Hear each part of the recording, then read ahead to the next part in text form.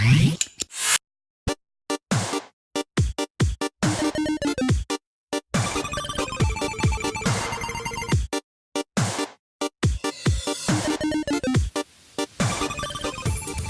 Mégala! Salut Lina, ça va? Ouais, et toi? Tranquille. Bonjour! Bonjour à tous. Cette semaine, le Journal des jeunes s'est intéressé au journalisme. Mais Lina, qu'est-ce que le journalisme? Le journalisme, c'est une activité qui consiste à recueillir, vérifier et commenter des informations pour les porter à l'attention du public et dans les médias, tout en respectant une déontologie. Quant au terme média, il désigne tous les moyens de diffusion permettant la communication. Ce fut le sujet de notre conférence de rédaction du lundi sur le journalisme et les médias.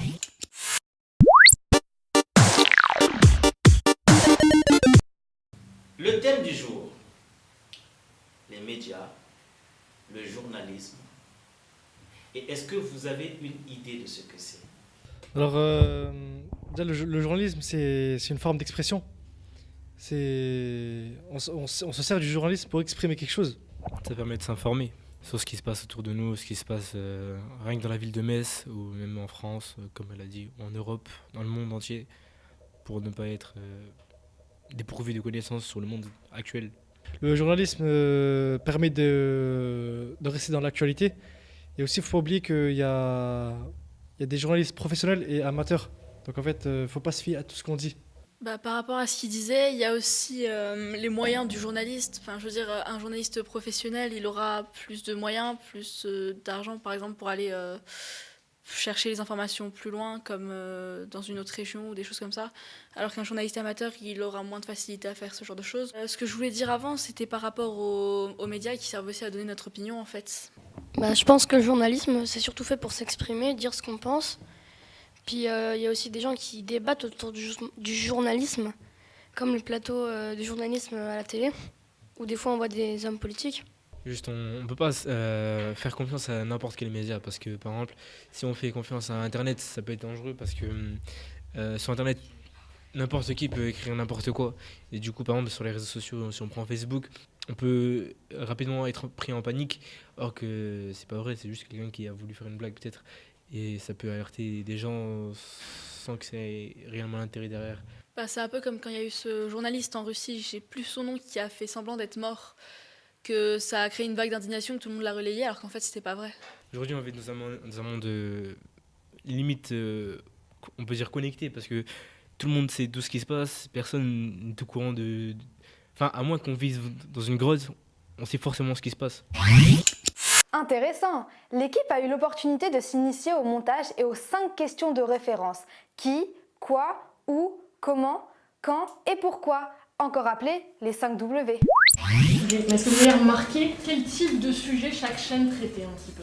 Il y en a qui parlent genre le quotidien, ils parlent surtout de ce qui se passe en France en fait.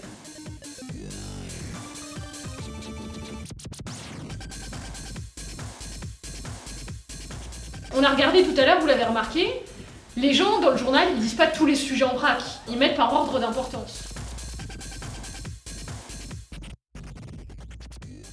Ça c'est les bases. Donc ici c'était quoi encore? C'est la bibliothèque d'images. Voilà.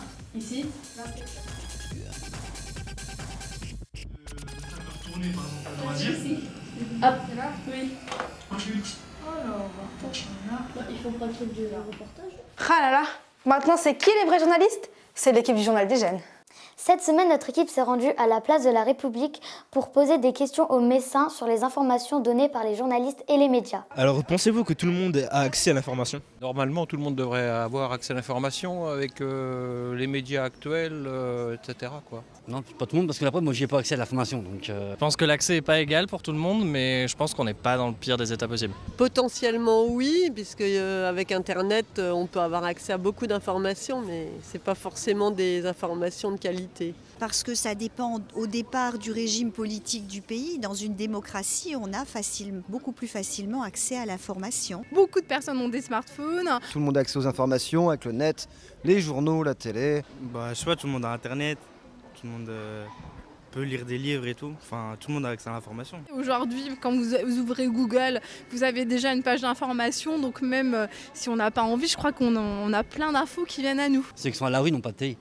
On est à la rue, on n'a pas d'aide par rapport à ça, donc il n'y a pas. Croyez-vous aux informations données par les médias, les journalistes, et pensez-vous qu'elles sont véridiques? On a prouvé par le passé que les chiffres du chômage sont erronés, que les chiffres de la délinquance aussi. Donc on veut vraiment nous faire croire ce qu'ils ont envie de nous faire croire. Pas toutes. Des fois, ils mentent, ils veulent nous faire croire des choses, mais qui ne sont pas vraies. Alors je fais confiance aux journalistes quand ils peuvent citer leurs sources. A priori, oui, pourquoi pas, mais je vérifie quand même.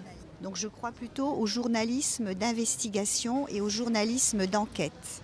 Pas forcément, des fois je veux vérifier. Je pense qu'il faut choisir les médias qu'on suit, il faut comparer les médias qu'on va regarder. J'ai ma propre opinion. Et quand des fois on matche un peu différentes informations, on se rend compte que c'est pas toujours la vérité. Il faut essayer d'aller voir les différents sites d'actualité. On ne dit pas la vérité surtout. Pourquoi j'y croirais en fait? En étant ancien militaire, on n'avait pas le droit de divulguer des informations qu'on aurait pu divulguer aux gens, mais on n'avait pas le droit. Comment vous informez-vous et quel type d'information vous intéresse le plus? Alors, comment je m'informe? Déjà, le smartphone, le PC, parce que dès que j'allume mon PC, j'ai une page d'information qui s'ouvre. Donc forcément, je suis happée par les informations par le PC. Ouais, j'écoute la radio le matin, voilà. Moi, je suis plus sur les réseaux, donc... Pour l'instant, à part les journaux et encore, quand j'ai le temps de lire. Je ne vais pas chercher mes informations dans n'importe quelle source, quoi, voilà. J'écoute France Inter, France Info, France Culture, beaucoup. Après, j'aime bien lire le journal local, parce que ça parle d'actualité locale. Voilà, donc il y a un peu de France Culture le matin. Mais depuis que j'ai votre âge, j'écoute France Inter, moi. Je me lève le matin, j'allume la radio. J'ai un voisin qui est abonné au Républicain Lorrain, et une fois qu'il a fini de le lire, il me le met dans la boîte.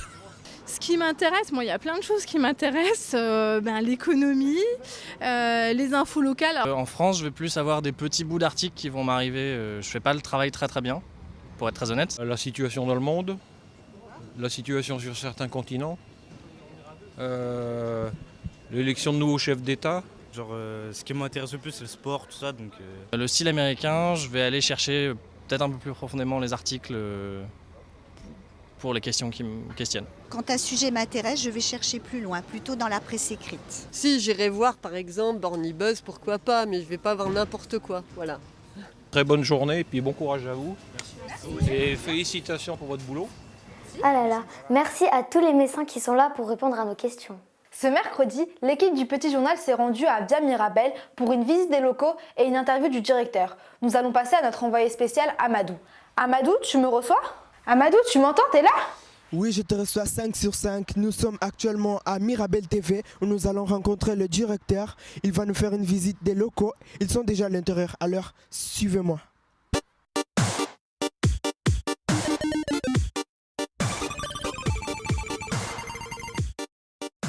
Alors, bonjour. Bonjour.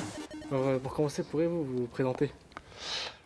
Donc, mon nom est Didier Bayeux, je suis le directeur général et le directeur de la rédaction de Via Mirabel. Mirabel TV, c'est une chaîne de télévision de dimension locale, qui a un ancrage local, qui a pour mission de faire vivre la vie du territoire, d'être le reflet de la vie du territoire sous ses aspects les plus divers, avec de l'information, du sport, du divertissement, des documentaires, de la musique. Donc une offre de programme qu'on appelle semi-généraliste. À la différence, par exemple, de chaînes d'infos qui ne diffusent que de l'information. Nous, l'information ne représente qu'à peu près 15% du temps d'antenne. Il est enregistré à 18h. Et dans cette séquence d'information, après le journal, il y a un invité ou une invitée. Et là, on est en train d'enregistrer la séquence avec l'invité. Donc, on ne va pas pouvoir aller sur le plateau. On va aller en régie. Bon, c'est pas très très grand, mais on va se serrer un peu. 3, 2, 1. 6, 5, 4, 3, 2, 1. Vous êtes toujours sur Via Mirabel et nous allons à présent revenir sur le mouvement MeToo. Un an après cette vague planétaire de témoignages de femmes victimes de harcèlement sexuel, qu'est-ce qui a changé en France? Pour répondre à cette question, nous retrouvons la coprésidente de l'Antamécine d'Oser le féminisme, Juliette Tirabasso, bonjour. Bonjour. Alors, il y a un an, le hashtag MeToo envahissait littéralement les réseaux sociaux. Donc voilà, là vous êtes sur le plateau, donc celui-ci, comme vous avez pu constater, sert pour le journal et la partie des invités. L'autre plateau qui sert pour d'autres émissions et pour ceux qui connaissent le Graouli Mag, vous avez reconnu. le plateau. Et puis là, c'est un autre plateau pour une autre émission du week-end qui s'appelle Juste avant de zapper. Donc l'idée, c'est d'avoir 3 zones pour pouvoir faire varier les décors et pas toujours avoir le même décor pour les différentes émissions que nous proposons. Les journalistes qui font partie de Mirabel TV, il y en a combien à peu près? Il y a 8 journalistes qui sont sur le terrain et au total, avec ceux qui s'occupent de la rédaction en chef, ça fait 10 personnes, 10 journalistes qui ont la carte de presse sur un effectif total de la chaîne de 20 personnes. Un journal quotidien a 10 fois plus d'informations que dans un journal télé. Ça veut dire qu'il y a des choses qu'on ne dit pas, il y a des choses où on n'a pas le temps de le faire, mais ça veut dire aussi que dans le traitement d'une information, en télévision, il faut qu'on soit beaucoup plus concis, beaucoup plus rapide, beaucoup plus résumé, beaucoup plus fort, avec une écriture qui est différente de l'écriture journalistique de la presse. Donc ça, c'est tout à fait spécifique. Alors si vous travaillez sur des reportages, dans un reportage, il y a 3 parties. Hein. Il y a ce qu'on appelle l'accroche, c'est-à-dire la façon dont on pose la problématique liée au sujet. La deuxième partie, c'est comment on y répond, donc en montrant des images, dans le commentaire, et dans des interviews des différents protagonistes. Et puis à la fin, la troisième partie, qui est beaucoup plus courte, c'est comment on la conclut. La visite vient de se terminer. Maintenant, studio, à vous l'antenne. Oui, merci beaucoup Amadou pour toutes ces informations. Justement, nous allons rejoindre notre équipe et notre envoyé spécial Stéliana qui sont déjà sur place. Stéliana, tu me reçois? Stéliana, tu me reçois? T'es là? Oui, je te reçois à 5 sur 5. Nous sommes en Blida. Nous allons visiter les locaux du journal Les Semaines.